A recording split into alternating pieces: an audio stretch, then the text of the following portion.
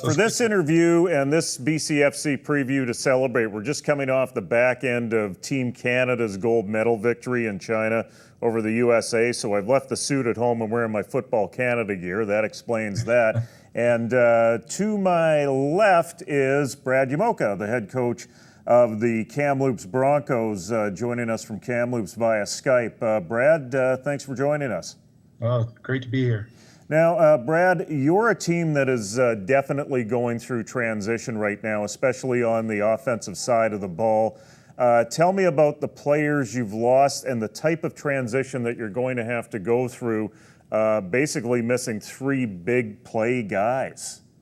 Well, yeah, I mean, obviously losing our, our all-stars in Devin, Derek, and Steven.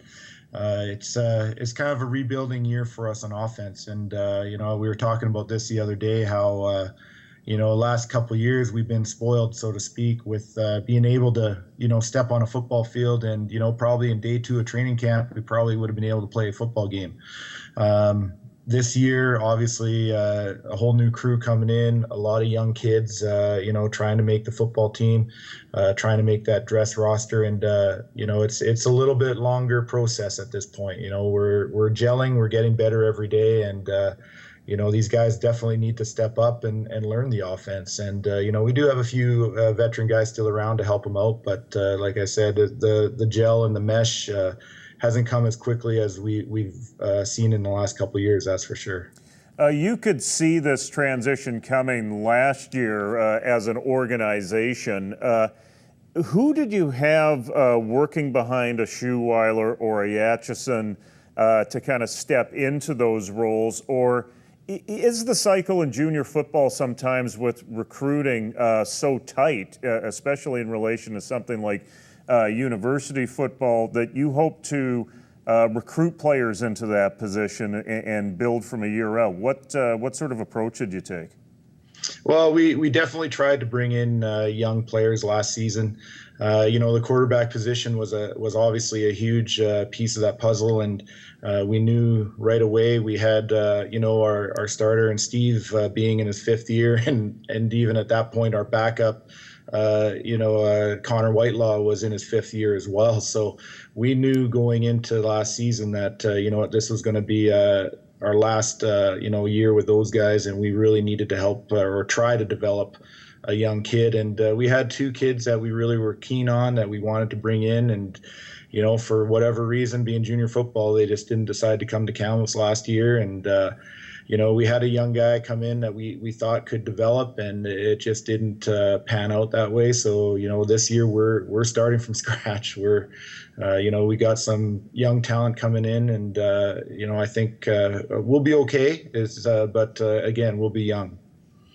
Were you satisfied with what you saw on the offensive side of the ball in spring camp when you had your first look at these guys? Yeah, I think so. I mean, we have a few veteran guys coming back. Colin Mather and Brody Bernier, Broden Romanovich are 3 good receivers, solid receivers that are going to lead the way for us this season. And we got to mix in a couple young guys with them. But for the most part on offense, I thought we did well.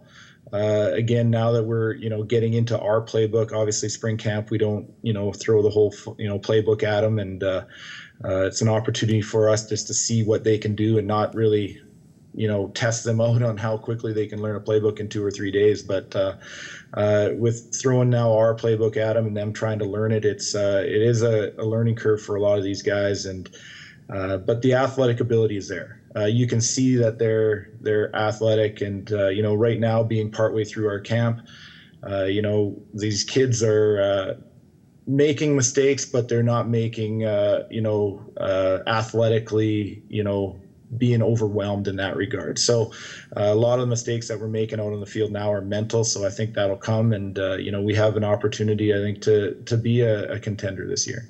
What's your synopsis about what's going on the defensive side of the football? Defensively, I think, we got Todd Wiseman, an ex-CFL All-Star, running the show there, and, he's doing a great job with those guys. And, we're going to be better on defense than we have been in a long time, I think. And, kudos to Todd for working with these guys, but also, We've been saying for years, oh, we're really young on defense, we're really young on defense, and now we can't really say that anymore because we are starting to get a little bit older and a little bit more experienced. And we do have some guys that need to step up this year for sure. Has there been a positive net effect over the last few years of having the BC Lions have their training camp at TRU? Has there been some sort of spillover effect on the organization and maybe the recognition of the organization in the Kamloops area? I think so. I mean, we've done a good job of when we do recruit, we let people know that the Lions love our facility, and maybe I'm a little biased, but I believe we have probably the best one in the conference in BC for sure. The Lions love coming here. It's an opportunity for us to actually be able to work with the Lions. I was fortunate enough this year to coach the running backs in camp this year and work with those guys, and it's a great resource for our coaches as well, right? So I know Todd sat in with some of the defensive meetings and got caught up and brushed up on his defensive repertoire there, and it's great just having him here, and then you tell kids that, hey, look, you can go out in the same football field that the Lions practice on for training camp, and that's kind of a feather in our cap. You played your high school football in the Kamloops area way back when. We were joking off air about when I called your high school final game, and I'm not even sure if I want to put the date out there because I'll really date myself. But what is it like to be involved? You had your years at UBC and your years in the CFL. What's it like to be involved as a head coach in your hometown? You're doing the job and you're getting something out of it, but you're also giving something back to the community. What does that feel like, being the head coach of the top level team in your hometown? Well, it's great. One of those things about the game of football is that especially for me, it gave me quite a bit. I was fortunate enough to get some schooling paid for when I went to UBC. I was fortunate enough to have a career in the CFL, and all those opportunities wouldn't have come if somebody at the lower levels in high school, junior high, didn't put in the time to help me develop as a football player. So it is an opportunity to give back to the community, and it is an opportunity to give back to these young players that have the dream of playing professional football. We all know the statistics, like one in maybe every 100 football players might get the opportunity to play, but you know what, the dream's there, and these kids want to try to attain attain that goal most of the time. So if there's an opportunity for us to help develop them as a football player, but also as young men, because they usually come to us when they're 18 and they leave us when they're 22, hopefully, if they stick around for their junior career. The opportunities for them just to become men is gratifying as well.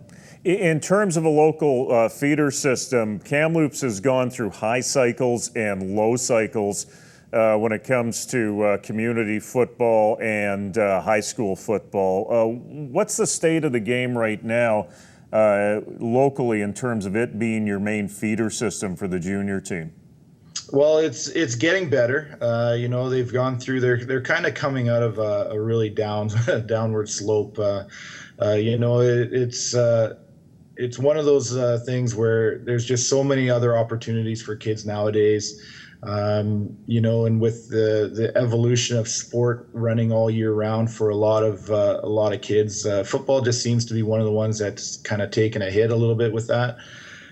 With the high schools, we have 3 high schools in town that are playing football, and they seem to be bringing in more numbers every year. So we're starting to see a little bit of that build. But at the end of the day, this year I believe we have 3 or 4 kids from our local high schools playing football with us. So the numbers aren't tremendous. We definitely need to be looking outside our community to bring in kids to play football here. Otherwise, we wouldn't exist. So but the opportunity for us, and I think the success that we're having as a junior football program, kids are starting to see that as an end game for them a little bit as well, right? So they're starting to pick up steam there. I've always believed that 1/3 of a recruiting pitch comes down to facilities, and I think you're spot on in terms of the facilities at TRU being the best facilities in the BCFC. How do you use that for recruiting, and what is your recruiting reach? Obviously there's a bit of a dearth of players coming out of your own backyard right now. How much work do you do in the interior, in the Lower Mainland, maybe reaching up to Prince George, which has been a pretty good source of running backs over the years, and even into the prairies? Because I know the PFC teams give a little bit of pushback towards the BCFC in terms of recruiting in those areas. What's your approach on recruiting? Well, I mean, we find the kids wherever they are. I mean, we don't, pinpoint one location at any time. All those locations you just said, we have kids from them. So, we got kids from Vernon. We have, we actually got a bunch of kids from Prince George. We have a pretty large northern contingent in our football program. Both veteran and new. So, out of BC, we try to hit the best players we can in BC. So, I mean, we've got kids from Vancouver, from the coast. I think one of the first ones we have ever had from North Van. I mean, I don't think we've ever had a player from the north side of Vancouver there. And, it is a challenge, trying to reach a lot of these kids in different places. I mean, we go to Alberta, obviously, that's a key for us. Probably a bulk of our team is from Alberta. And then obviously with Derek and Devin both being from Winnipeg, and having great success here, their story is, holds a little bit of steam when we talk to kids out of Winnipeg, right? Like, hey, we have had a lot of Winnipeg players come here, and we've done really good things, right? And if you even go back even further to when VI had Andrew Harris, another kid from Winnipeg, right? So, I don't think we're any different than any other BCFC team. I think, everybody in our province has to go outside the province to get players. Otherwise, I don't think there'd be too many football teams here. I think that there are a number of teams throughout the CJFL who've been ramping up their efforts for either putting scholarship programs together or working closer with their local universities and colleges. What is your relationship with TRU beyond using their facility as your home base? Well, we've really ramped that up the last couple of years. So we do have a scholarship program in place now.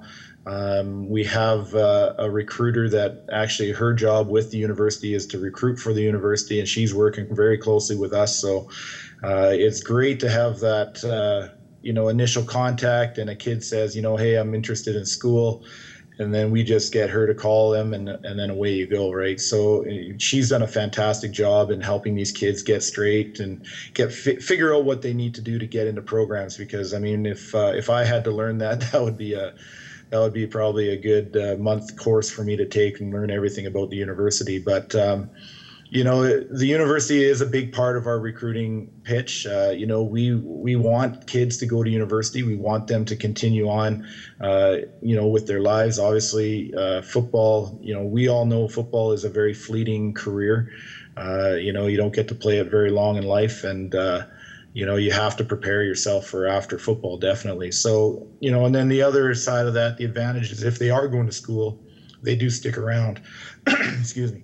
So when they do, go to school and they're at TRU, they're in our community for the full year, right? We have a lot of kids that in previous years and past years that basically it's, as soon as the season's over, they're all heading home, and we may end up with 10 to 15 guys in town. And now we're building that up because a lot of these kids are actually staying and going to school, working in the community. And, that's just going to build our program, I think, even more, having a larger contingent of players in town that we can work with, all year round. What's your take on the rest of the BCFC going into this year? Obviously, Okanagan may take a step back because a number of their players have moved on either out of football or across the CIS after after their run. What about the Langley Rams, who are always strong, and the VI Raiders, and probably the team that you've been battling with in terms of position, the West Shore Rebels? They seem to be making moves as well. What's your thoughts across the BCFC right now? Well, I think, like you said, I think everybody's, the league, I think, is leveling out to a point a little bit anyways. West Shore will, they're going to be a lot better football team than they were last year. That's a guarantee there. So, we have to just kind of continue going our path and keep up with, what everyone else is doing. Langley, like you said, Langley for being down the coast, they're kind of that draw. They're always going to be a good football program. They seem to be always getting those kids from Vancouver, and I know they're probably one of the only teams that don't bring in a ton of football players from out of province, but they always seem to be strong. And VI, again, they're good. They were young last year, and they got a lot of guys coming back, and they're going to be a very good football team this year. And yeah, Okanagan's taken a step back, maybe a little bit more into reality for the rest of us, but they're going to be the team to beat, I think. So I mean, it'll be an interesting season. I think it'll be a lot of fun, and it could come down to any given Sunday type scenario where if you're hot at the end of the season and you're healthy and you go into those playoffs, you might have an opportunity to pull off an upset. Brad, before I let you go, I got to ask you this question. What in your mind is the biggest challenge for junior football moving forward? Oh, that's a good question, actually. I think the biggest challenge is parity in the league, right? I think we all need to realize that this is junior football. We're not professional football programs.